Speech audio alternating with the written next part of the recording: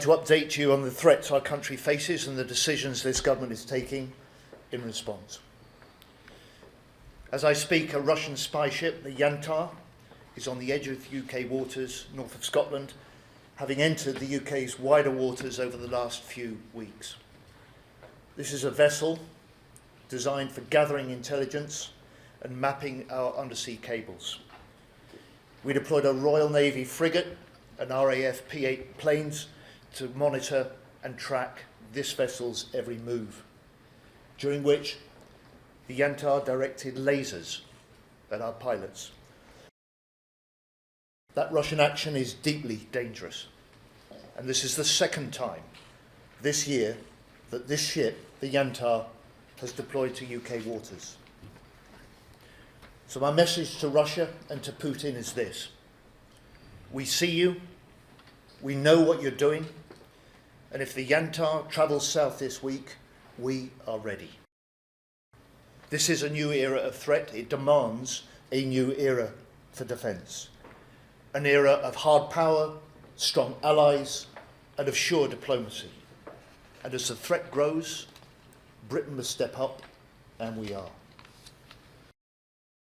We are developing with allies a new deal for European security, a new deal that's built on a strong, secure, sovereign Ukraine, on stronger, more integrated NATO, on European nations innovating at a wartime pace.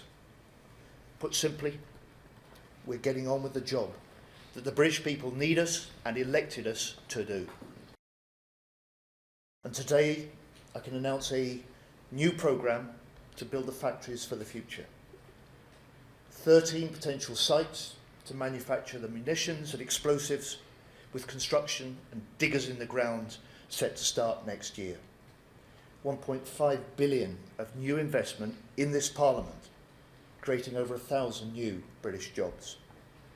To rearm Britain, to renew our industry, to raise the warfighting readiness of our armed forces. So on the Yantar, this is the second time in a year that it's entered UK waters. It is part of a Russian fleet designed to put and hold our undersea infrastructure and those of our allies at risk. It isn't just a naval operation, it's part of a Russian programme driven by what they call the Main Directorate of Deep Sea Research, or GUGI. And this is designed to have capabilities which can undertake surveillance in peacetime and sabotage in conflict. Clearly, anything that impedes, disrupts or puts at risk pilots in charge of British military planes is deeply dangerous. This is the first time we've had this action from Yantar directed against the British RAF. We take it extremely seriously. I have changed the Navy's rules of engagement so that we can follow more closely, monitor more closely the activities of the Yantar when it's in our wider waters. We have military options ready should the Yantar change course. I'm not going to reveal those because that only makes President Putin wiser. I just say to the Select Committee, the strength of NATO is not just about the defence of Europe, it's about the defence of America too. That was the founding purpose, that Britain played the leading part in establishing NATO in the first place. It's as true now as it was then. My message to the EU is what it's always been. We want a deal. Back in May, the President von der Leyen talked about a deal within weeks on SAFE, and we've been negotiating at each stage, ready for a deal, but also clear. Clear that we're ready to pay a contribution to the costs of running the scheme. That's fair. Ready to pay if there is good value for money for our taxpayers and our industry.